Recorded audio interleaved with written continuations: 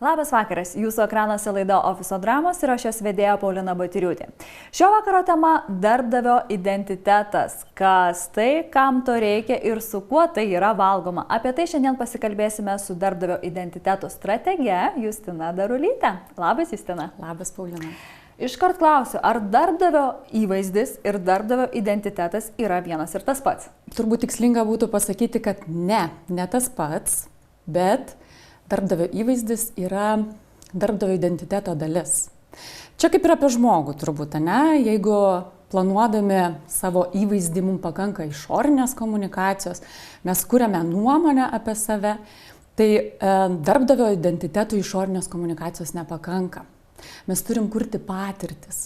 Patirtis tiek esamų darbuotojų, tiek potencialių kandidatų.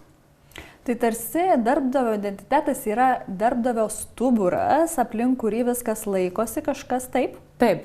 Darbdavio identitetui darbdavio įvaizdis būtinas. Mes turim komunikuoti, mes turim rodyti save, megzti ryšius su savo auditorija.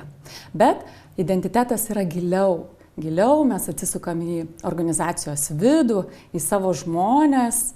Ir labiau stengiamės užtikrinti, kad tie žmonės būtų mūsų komunikacijos irgi dalis ir galėtų išeiti ir komunikuoti apie įmonę. Tuomet klausiu konkrečiau, taigi kokius komponentus, kokius dalykus apima darbdavio identitetas ir, gal paskui paklausiu, kam to reikia verslui, kokius dalykus apima? Gal tokia ne tiek, kiek apima, bet apskritai tokia pagrindinė formulė, ką turėti darbdavys, kad jisai galėtų siekti to patrauklaus darbdavio įvertinimo. Tai pirmas dalykas, jisai turėtų turėti gerą reputaciją. Jisai turi užtikrinti patirtis darbuotojų ir kandidatų. Antras dalykas – unikalumas. Jisai privalo suprasti, kuo jis yra išskirtinis, koks yra vertės pasiūlymas išoriai ir vidui. Na ir galiausiai tai yra tas darbdavio įvaizdis, tai yra ta komunikacija, arba jeigu neapsiribojant žodžiu komunikacija, tai yra tas ryšio mezgimas su savo auditorija. Ir tai yra labai platu, nėra tik tai vien, nemažai įmonių neklausia, supranta kaip komunikacija, tai yra LinkedIno paustai, bet iš tikrųjų tas ryšio mezgimas yra tiek renginiai, tiek atrankos, tiek darbas su studentais. Tai tas palaikymas kontakto su auditorija visur, kur jinai yra. O aš klausiu iš verslo pusės, kam reikalingas darbdaviui tas darbdavio identitetas, kas verslui iš to? Nes kiek girdžiu, čia vis tiek apima viską, ir reputaciją, ir vidinę komunikaciją. Kas iš to? Labai geras klausimas ir aš turbūt atsakysiu pirmiausia, kas iš to yra verslui. Tai darbdavio identitetas, jo funkcija pagrindinė yra užtikrinti tinkamus žmogiškuosius resursus verslui vykdyti. Kas yra užtikrinti, tai yra tiek išlaikyti darbuotojus, tiek pritraukti reikiamus darbuotojus. Ir dabar klausimas, o kas tas yra tinkamas resursas? Mes galim prisisamdyti už labai brangiai, galbūt nemažai kompetentingų žmonių. Tai tinkamas resursas yra tas su pakankama kompetencija, kad jisai galėtų 100% produktyvumą savo vykdyti už nedidesnį negu rinkos atlygį. Toks resursas yra įmoniai tinkamas. Tai jeigu vadovas planuoja išeiti į kitas rinkas, galbūt padidinti klientų skaičių, jis turi būti garantuotas, kad jis turės žmogiškuosius resursus, kas jam padės tai pasiekti. O jeigu kalbant apie HR, tai kas jam iš to, tai einam šiek tiek giliau ir sakom, kad su geru darbdavio identitetu HR galės pasamdyti greičiau, išlaikyti ilgiau ir įtraukti darbuotojus labiau. O pats darbdavio identitetas, jisai kažkaip yra skirstomas, tai yra stiprus ar silpnas, ar jis tiesiog yra, jo nėra, kaip jis yra skirstomas bendrai? Taip, tai mes sakom, kad įmonės turi darbdavio identiteto brandą. Kiek tu esi stiprus visuose šituose kategorijose, kur išvardinau, kokia stipri yra tavo reputacija. Ar tu esi įsigryninęs savo unikalumą ir atpažįstamas rinkoje, pasakius kažkokį tai raktažodį, mes galim sieti iš karto, kokia tai įmonė yra. Ir lygiai taip pat, kiek tu esi aktyvus komunikacijoje, kiek tave matom, kiek tu mezgi to ryšio. Tai vertinant visus šitus 3 kriterijus, mes galim pasakyti, kiek stiprus tas darbdavio identitetas yra. Na ir nepaslaptis, kad tas darbdavio identitetas lygiai taip pat gali būti ir neigiamas, ar ne? Žinoma, kad taip. Ir čia labiau mes kalbame apie turbūt tą reputacinę dalį, kada įmonės išeina su labai stipriom įvaizdiniam kampanijom, bet pasižiūrėjus atsiliepimų portaluose mes matom, kad vaizdas yra visiškai kitoks. Jų reputacija suvalgo visas tas gražias reklamas, ar ne? Tikrai taip. O kalbant apie geruosius pavyzdžius, kurias įmonės galėtum darbdavius paminėti, tokius kaip, na, sakykime, jų darbdavio identitetas tikrai yra stiprus ir tai yra kaip pavyzdžiai. Kas tai galėtų būti? Mano asmeninės turbūt simpatijos yra Danske Bank. Ir čia tikiu, daug kas pagalvos, kad jiems tai lengva, jie turi komandas, jie turi biudžetus, tai kodėl čia jiem nevykdyti stipraus darbdavio identiteto? Na, čia turbūt vienas iš dažniausių tokių argumentų, kad jiems gerai, mums ne, mes neturim tiek visko. Taip, aš neneiksiu, tai yra gerai, turėti ir biudžetą, turėti ir komandą, tai yra naudinga darbdavio identitetui. Bet kodėl Danske Bank?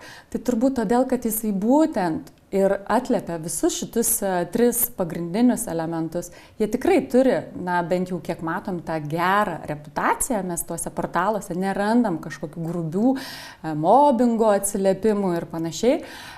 Jie tikrai puikiai supranta savo unikalumą ir jo nepameta komunikacijoje. Mes išskaitom, kuo jie yra unikalūs, tiek per savo vizualus, tiek per savo retorikas, per savo verbalinę kalbą, tiek per žinutes, tiek socialiniuose tinkluose ar įvaizdinėse kampanijose. Ir turbūt nereikia tikėtis, kad darbdavio identitetas bus sukurtas va taip čia ir dabar labai per trumpą laiką, ar ne? Nes kiek girdžiu, tai yra vis tiek metai iš metų vykstantis dalykas ir to žinutės, kai neprieštarauja reputacija nuo to, ką mes kalbam. Kiek metų iš tikrųjų prireikia išvystyti gerą, stiprų identitetą? Čia kaip su ta reputacija, kad ją susikurtum, turi praeiti bent 5, sako, metai ir galima susigadinti per 5 minutės. Tai nėra vienos taisyklės pasakyti, kad susikurti jau tą identitetą yra būtent kaip minimum metai ar ten 5. Kartais pakanka padaryti labai ypatingą kažkokią iniciatyvą ir būti pastebėtam, o jeigu jau vidus yra sutvarkytas, gera reputacija, tai jau padeda tokį, to identiteto formavimui ir parodymui, kas mes tokie esame. Bet tikrai klaidinga manyti, kad darbdavio identitetą galim sukurti su įvaizdiniam kampanijom, vieną kartą išėjus į metus ir parodžius stipriai, kas mes tokie esam ir pametant apskritai tos higieninius dalykus, susitvarkant darbo skelbimus, karjeros puslapius, ar netgi jeigu tu išeini į įvaizdinę kampaniją deleguodamas vienas žinutes, vertybės ir jas pametat atrankos metu. Atrankistai gali irgi to neiškomunikuoti, kas nebelieka darbdavio identiteto vientisumas, nuoseklumas. Čia kaip ir su vertybėm, organizacijos nieko nereiškia, jeigu jos pakabintos ant sienos ir niekas joms nesivadovauja. Kokie dalykai šiandien stiprina darbdavio identitetą ir jo įvaizdį čia galbūt šitoj vietoj? Kas tai yra? Tai tvarumas ar socialinė atsakomybė? Kas šiandien yra iš tų dalykų? Tvarumas ir socialinė atsakomybė niekur nedingo. Jie tikrai yra svarbus kandidatams renkantis darbdavį. Tik tai gal labai svarbu pažymėti ir suprasti, kad socialinė atsakomybė suprantama tikrai ne tik tai kaip sodinam medžius mes su komanda ar nusifotografuojam savanoriaudami. Socialinė atsakomybė. Kartą per metus. Taip. Socialinė atsakomybė tampa toks nebe tik tai darbdavio identiteto atsakomybė, tai yra verslo strategijos dalis. Ir mes turim labai gerą pavyzdį dabar, tai yra Telijos pavyzdys, kai 2 metus išeina su kalėdinė įvaizdinė kampanija, būtent užsiėmė neįgalumo temą. Tai yra tokios socialinės atsakomybės, yra tikrai svarus argumentas kandidatui atkreipti dėmesį ir svarstyti darbdavį. Bet yra dar tokių tendencijų, kurias mes pastebime, tai viena iš jų tai turbūt tas pasikeitęs tonas darbdavių, jeigu seniau mes matydavom darbdavius tokius šmaikštuolius, tokius mėgstančius pajokauti, tai dabar, sakyčiau, dominuoja ir toks daug dėmesio susilaukia žemiškas tonas, tas natūralumas. Įmonės nevengia kalbėti apie nepatogius dalykus ir deleguoja tokias vertybės ir kalba tokiu tonu, kuris yra atpažįstamas paprastam kandidatui, paprastam žmogui. Taip pat matom, kad įmonės stipriai atsigręžia į darbuotojus su mažamečiais vaikais, tai tiek kompensuoja stovyklas, kompensuoja ir organizuoja stovyklas, turi darželius biuruose, netgi dovanoja atostogas šeimoms. Tai toksai galbūt tendencingas matymas, kaip įmonės atsigręžia į tokias jaunas šeimas. Ir ne tik į darbuotoją, bet į visą šeimą, Taip. ar ne? Pakalbėkime apie klaidas. Kokias dažniausias klaidas daro organizacijos pačios, dirbdamos su savo kaip darbdavio identitetu? Tų klaidų gaila, bet vis dar pasitaiko. Nors atrodo, kalbam, pasakom, bet vis dar pasitaiko. Turbūt didžiausia, jau šiek tiek užsiminiau, klaida įsivaizduojant, kad darbdavio įvaizdis yra arba įvaizdinė kampanija yra jau čia darbdavio identitetas. Mes pasileisim įvaizdinę kampaniją, nesvarbu, kaip atrodo mūsų karjeros puslapis, nesvarbu, kaip tas darbas skelbimas, bet sukišim visus pinigus į įvaizdinę kampaniją ir mes jau gausim... Reklamytė, labai graži reklamytė, sukasi televizijoje ir socialiniuose tinkluose ir valio. Taip. Tai pamirštant, kad kandidatas iš tiesų tai eina visą kelionę. Nebūna taip, kad aš pamačiau ir viskas aplikuosiu, aš jau dabar labai patrauklus darbdavys. Jie stebi, jie žiūri, kaip atrodo tavo tinklai, internetinis puslapis, netgi finansiniai rodikliai, atsiliepimai. Tarp kitko, mūsų tyrimas pačių darytas Didmundsų parodė, kad tik tai 1% kandidatų netikrina darbdavio reputacijos. Tai galėtų labai stipriai investuoti į savo įvaizdinės, bet gali viskas pasikeisti, jeigu kandidatas tiesiog susives tam tikrą atsiliepimų portalo puslapį ir pamatys daug neigiamos informacijos. Taip pat dar viena tokia stipri klaida yra nežinojimas to savo unikalumo arba tokio, kokie mes esam, apie ką mes esam. Aiškiai, tvirtai pasakyti, kad taip, mes tokie esame, mes deleguojam tokias vertybės ir einam jom. Kai to nežinai, tai toks prasideda mėtymas. Mes deleguojam vertybę, kokie mes čia ateities statytojai, ateities kartoms mes čia viską darom, o paskui išeina kažkokios tai kitos įvaizdinės kampanijos, kurios visiškai prieštarauja tavo išsigrynintai vertai, kurią aiškiai įvardinai. Ir trečioji turbūt tokia klaida, tai yra nepažinojimas savo auditorijos. Mes norim visų kandidatų. Jie nebus mūsų ir nereikia mums visų. Tai čia yra labai svarbu suprasti darbdaviui, kad ką jis gali tokio pasiūlyti apskritai, kokios jo vertės, jeigu jis neturi karjeros galimybių, tai mes nekalbėkime auditorijai, kuriai tai svarbu. Ieškokim kitos auditorijos, kuriai nesvarbu karjera, bet galbūt tu turi kažką kitą, kas jai yra svarbu. O mums atrodo, kad čia mums reikia visų dabar ir tada gaunasi tokia neišskaitomos žinutės, nesuprantami darbo skelbimai, tada netikslinga ta tokia komunikacija yra. Ir tada atsiranda dar daugiau tų neigiamų komentarų, ar ne? Man labai įdomu paklausti šitoje vietoje, jeigu žmogus klauso ir jisai sako, taip, aš puikiai žinau, kad apie mano verslą galbūt yra daug neigiamų atsiliepimų. Yra, žodžiu, kaip yra, ta situacija nėra gera. Nuo ko pradėti tai tvarkyti? Mes tų komentarų visų ko gero neištrinsim, nei portaluose, nei kitur. Nuo ko pradėti? Nuo patirčių gerinimo. Kodėl atsiranda neigiami atsiliepimai? Dėl to, kad žmonės turi neigiamas patirtis. Ir jie apie jas kalba, kaip sakom, kai yra teigiama patirtis, niekas nenueis į komentarus ir neparašys, nes tiesiog, taip natūralu. Bet jeigu yra neigiama patirtis, jis tikrai nueis ir pasiskūs. Aišku, reikia labai racionaliai vertinti tuos komentarus. Jeigu yra komentaras parašytas mažas atlyginimas, Na tai man keista, juk atlyginimą tu žinojai, tu priėmei sprendimą ateiti dirbti. Tai nėra neigiama reputacija, mažas atlyginimas. Tai yra ne, ta prasme, tokia yra įmonės pozicija, jinai turi priimti sprendimą ar didinti tą atlyginimą ar ne. Bet jeigu mes perskaitom tokius komentarus kaip mobbingas, kaip, tarkim, nesąžiningai atsiskaitimai ir panašiai, na, tai jau tokį duoda nepasitikėjimą kandidatui. Ir iš tikrųjų aš noriu eiti dirbti į įmonę, kurioje yra mobbingas. Tarp kitko, dar vienas skaičius faktas gal iš mūsų tų tyrimų, tai labiausiai nebūtų linkę dirbti įmonėje respondentai, darbuotojai, kur yra toksiška aplinka. Tai jeigu seniau, mūsų galbūt tėvai, kaip ir priimdavo, kaip ir normą, taigi čia darbas, ne? Visko būna, direktorius gali ir užrėkti. Džiaugis, kad turi darbą. Taip. Tai dabar jau mūsų ta karta tai yra vertina kaip patį stipriausią faktą nelikti organizacijai. Ir čia labai daug turbūt ateina į patį vadovą, nes jisai kaip ir užduoda toną. Pakalbėkime apie vieną iš tą stipraus darbdavio identiteto naudų, tai yra talentų pritraukimas. Kokios yra šiandien efektyviausios talentų pritraukimo priemonės?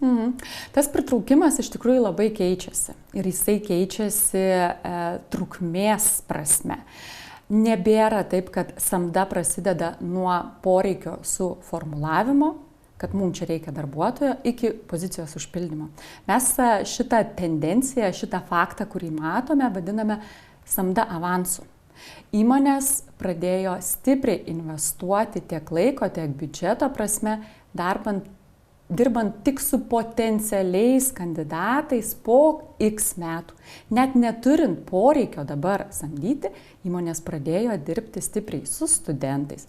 Ir tai nereiškia, kad dabar jie pabaigs studijas ir jau jie laukia junior pozicijos, kad tik ateikit pas mus dirbti. Ne, jie sako, mes juniorų nepriiminėjam, bet jie pabaigs studijas, jie išeis kažkur padirbti, jie gaus patirties ir sugrįž pagal poreikį, jeigu reikės tai įmoniai, į šitą įmonę, nes jie jau žinos apie ją.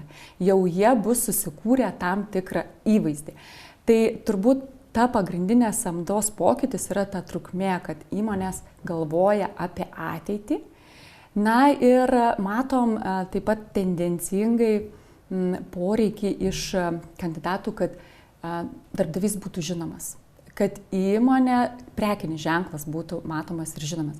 Nors tai galim sieti labiau su Z karta, nes Z kartai, kaip ir sako įvairūs tarptautiniai tyrimai, labai svarbus asmeninis prekinis ženklas. Jie dirba, dabar tie socialiniai tinklai, jie kuria visą laiką savo įvaizdį.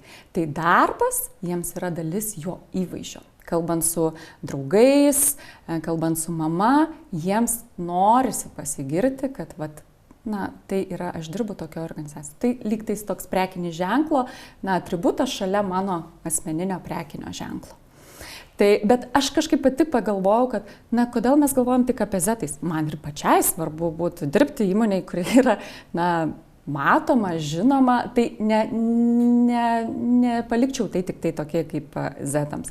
Apskritai įmonės, turėtų būti jau matomas, kad galėtų prisitraukti daugiau darbuotojų. Ir, mažų mažiausiai, kad nebūtų gėda pasakyti, kur aš dirbu. Čia tai jau tikrai. Pradėkim nuo to. Nepaslaptis, kad pritraukti vis tiek yra viena, bet kad mes gautumėm ir antrą tą naudą, tai yra mažesnė darbuotojų kaita, reikia turbūt padirbėti dar papildomai. Kaip visgi išlaikyti darbuotojų įsitraukimą ir kad jie taptų mums lojalūs ir kokių klaidų nepadaryti būtent šiame etape? Mes vėlgi grįžtam prie tų patirčių. Kiek tas turbūt irgi labai reiktų racionaliai įsivertinti, kiek mes norim, kad tas darbuotojas dirbtų. Naivu manyti jau, kad darbuotojas ten ir išdirbs 10 metų.